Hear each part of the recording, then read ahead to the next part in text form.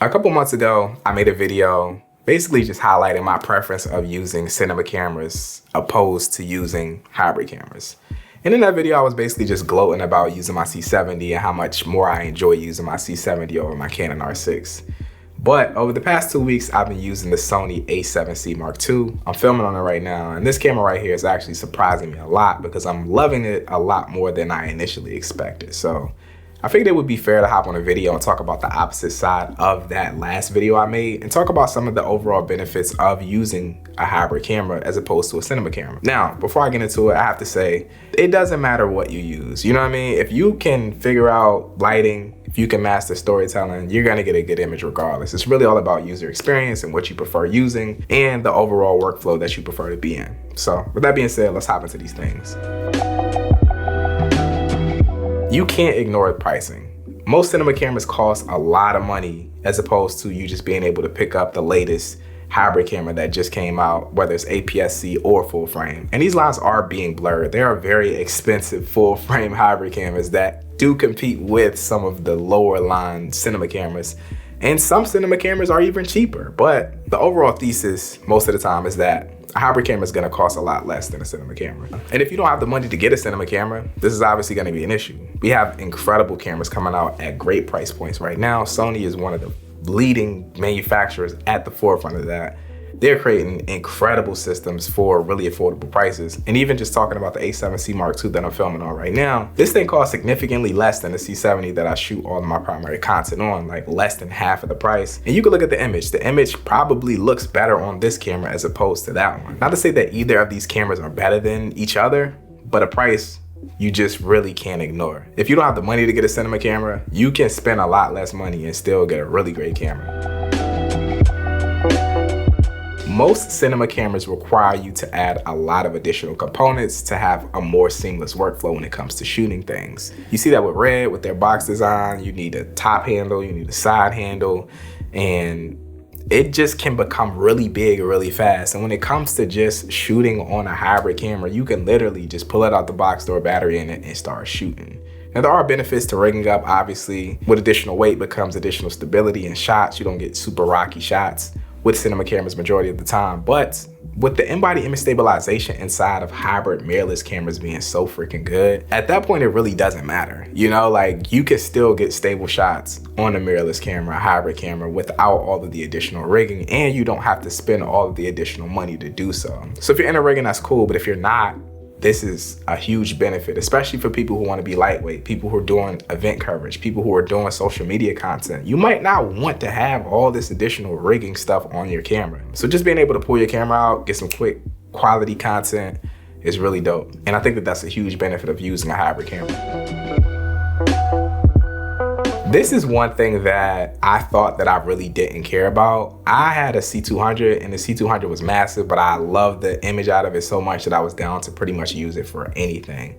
And same with the C70. The C70 isn't massive, but when you compare it to something like the Sony a7C Mark II, it's literally not even close. Like that thing feels like a freaking tank, and this just feels like a freaking toy. And it's crazy. Just having this overall smaller size and still being able to get the crispy footage, still being able to get all of the stops to dynamic range out of the log footage, it makes you think like, dang, why do I have this big system when I could just have this one that's so much smaller that can achieve pretty much the exact same quality of footage, if not better, especially if you're doing something that requires you to do a lot of movement. Like I watch like outdoor filmmakers hike to the top of mountains and stuff like that. And it makes sense why they use hybrid cameras. If you had a C200 or if you had a C70 with a top handle and a side handle and a tear deck on it and all these different things, it would be hell to do all of that. So I think the size component of using a mirrorless camera is a huge benefit in a lot of different scenarios.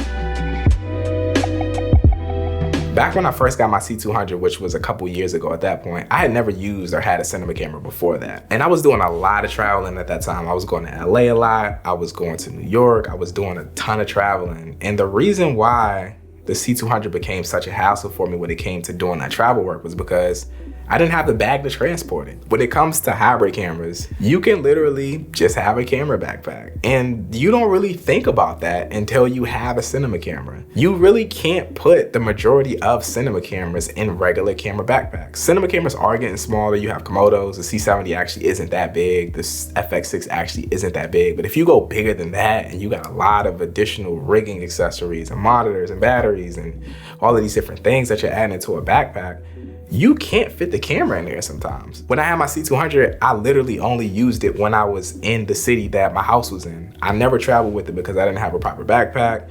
Then if you're flying in planes, you don't want to check bags sometimes. If you have your camera in it, they might lose it, they might break something. It just becomes a lot more for you to think about when, if you're just using a hybrid camera, you just throw it in your camera bag, you carry it on with you on the plane, you throw it up top, you throw it on the seat in front of you. Like, these are all things that you don't necessarily even really think about. So bags in travel are a huge component of having a camera. And if you have a mirrorless camera, you don't have to spend as much money to get the bag that supports the cinema camera with all the proper padding and all of that other stuff. Like, you don't even really have to think about that. And I think that that's a huge benefit the majority of the time.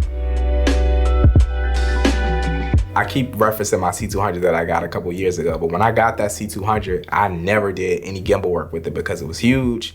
I didn't have the gimbal solution for it. And when I did run out the gimbal solution for it, that thing like literally dang near broke my back to use. So what I basically had to do was use this Movi on its own without any additional support. And that thing was so freaking heavy. And that's one of the reasons why I never did gimbal work with my C200. It's a little bit different with the C70 that I'm using right now because it's much smaller. But even then, I still don't enjoy using the C70 for gimbal work. If I'm doing any gimbal work, I'm gonna either use the R5C or I'm gonna use the R6 that I had been using, which are very small solutions that I wouldn't even really have to think about if I was just primarily shooting on hybrid cameras. Hybrid cameras tend to be way smaller, and the in-body image stabilization with the gimbal work tends to be a lot smoother than using the cinema cameras. If you primarily shoot gimbal work, or if you are adding a lot of gimbal shots to the projects that you're doing, if you upgrade to a big cinema rig, it's gonna be a lot harder for you to do those things if you don't have the proper support to do it. So that's definitely something that you should think about.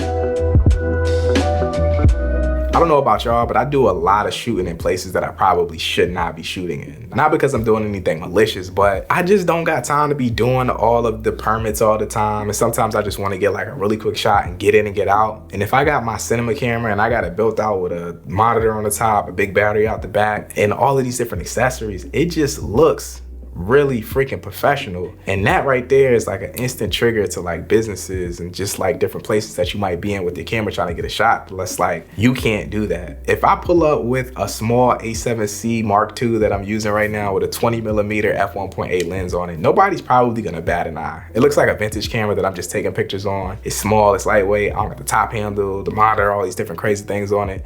And obviously you can strip down your cinema rig, but it's just bigger. You know, it just brings more attention to what you're doing. If you have a smaller hybrid setup, most of the time you're not gonna run into those issues, man. So I think that the overall attention that you're bringing when you're shooting stuff is definitely something to think about as well. If you are doing a lot of professional shoots where you are on big sets and you have proper paperwork and you don't have to necessarily think about these things, it doesn't matter to you. But for the people like me who are just out freelancing and just wanting to get a really cool shot in certain spaces, I think that's definitely something to think about. Now this next reason is kind of becoming obsolete because new cinema cameras are adding this feature, but it was a point in time where autofocus wasn't really a thing for cinema cameras. And even now, I think that some of the cinema cameras that offer quote unquote autofocus just isn't good, you know? And you cannot deny the fact that the hybrid cameras got autofocus on lock, man. Canon, Sony, their mirrorless cameras are just a beast when it comes to autofocus, y'all. It's like spot on. It never misses, and it's very reliable. And I think that some of the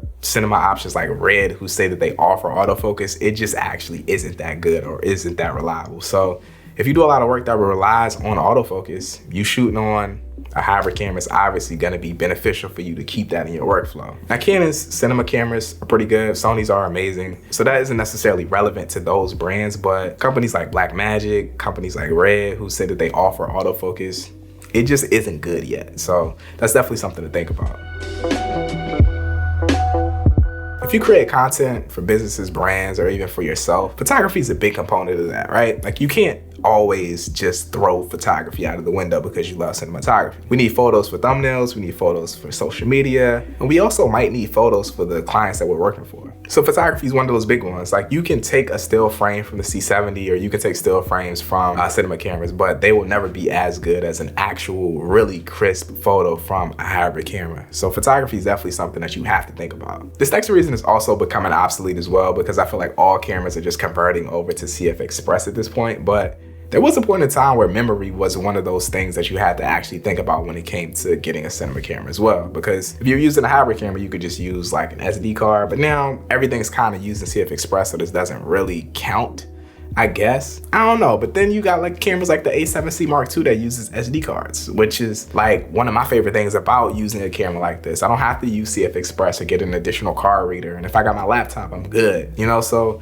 I think that's definitely something to think about. If you're using one of the older models of a hybrid camera and you go into cinema, you're gonna have to eventually get into CF Express, and that might be an additional cost for you. You might have to upgrade your SSDs or your hard drive to bigger spaces because the footage has more data in it. You know, the files are way bigger. So I think memory is definitely something to think about as well. But those are my handful of reasons why using a hybrid camera might actually be the play over using a cinema camera. And I think once you really understand that both of these cameras can achieve the exact same image for the most part, then it's just all about, well, what do I want to carry around with me and use? You know, do I want to carry around a really huge cinema camera, or do I just want to scoop up the really small A7C Mark II and shoot on that, you know? Or do I want to scoop up ND filters, or do I just want to go take my cinema camera with the ND filters built in, you know? So all these things are tools. One camera isn't better than the other. They all achieve the exact same thing. It's just all about what you prefer doing to get that image. You know, it's all about the workflow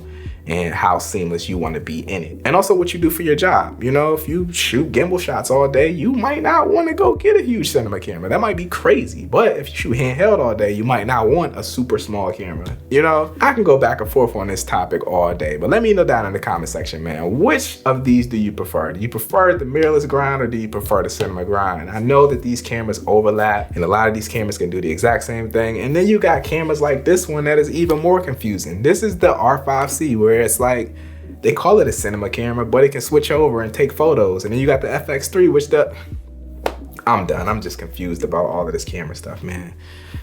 Drop this video a like if you enjoyed it, man. But with that being said, I'm out, y'all. Peace.